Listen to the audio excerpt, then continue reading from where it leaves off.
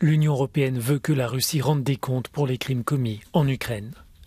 Pour ce faire, la présidente de la Commission européenne, Ursula von der Leyen, propose la création d'un tribunal spécial soutenu par les Nations unies afin d'enquêter et de poursuivre les exactions perpétrées par les forces russes. Le président ukrainien, Volodymyr Zelensky, a réclamé à plusieurs reprises la mise en place d'une telle cour.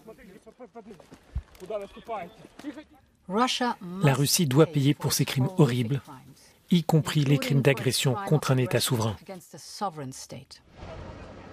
Un nouveau texte est aussi en préparation afin de pouvoir utiliser les avoirs russes gelés dans le cadre de la reconstruction de l'Ukraine.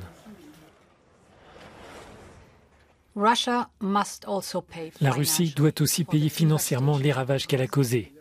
Les dommages subis par l'Ukraine sont estimés à 600 milliards d'euros. La Russie et ses oligarques doivent indemniser l'Ukraine pour les dégâts et couvrir les coûts de reconstruction du pays.